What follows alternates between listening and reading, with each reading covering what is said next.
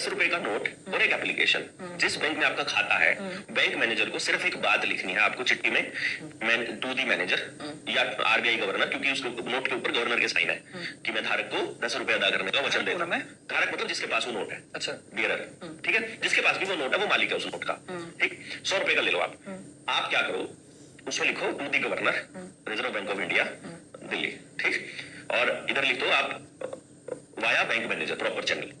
श्रीमान जी, मेरे पास एक ₹100 का नोट है जिस पर आरबीआई के गवर्नर के सिग्नेचर हैं और आरबीआई के वचन पत्र के हिसाब से उसमें जो लिखा हुआ वचन है उसके हिसाब से गवर्नर ने मुझे ₹100 अदा करने का वचन दिया है कि मैं धारक को ₹100 अदा करने का वचन देता हूं। क्योंकि अब मुझे इस बैंक नोट की आवश्यकता नहीं पड़ने वाली है भविष्य में, तो मैं ये बैंक नोट आपके पास जमा कर रहा हूं, इसकी कॉपी मैं अपने पास रख रहा हूं। कृपया मुझे मेरे ₹100 अदा कर दिए जाएं। मैं इस ₹100 के बदले में कोई भी दूसरा नोट या सिक्का नहीं लेना चाहता हूं। मैं लीगल टेंडर के बदले लीगल टेंडर नहीं लेना चाहता हूं।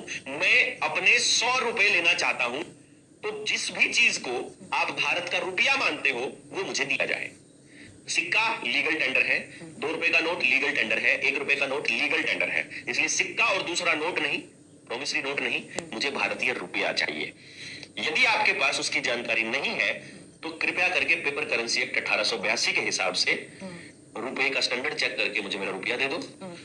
क्योंकि आप लोग बहाना करते हो 2011 के कॉइनेज एक्ट में सारे कानूनों को रिपील कर दिया गया है, तो आपको याद दिला दिया जाए कि 2011 के कॉइनेज एक्ट में रुपए के मानक पर कोई चर्चा नहीं हुई है और ना ही मानक के साथ आज तक कोई छेड़छाड़ हुई है।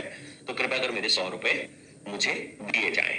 अब आपने बैंक से ₹100 मांगे, यदि बैंक ईमानदार है और बैंक और आरबीआई आपके देश के प्रति समर्पित है और वो उन ₹100 को दे देता है तो मैं बैंक को सत्य मान लूंगा, सच्चा मान लूंगा। और यदि बैंक आपके ₹100 का जवाब देने की बजाय, ₹100 देने की बजाय मैनेजर आपको फोन करके ये कहे राहुल भाई एक बार बैंक में आ जाते बात कर ले,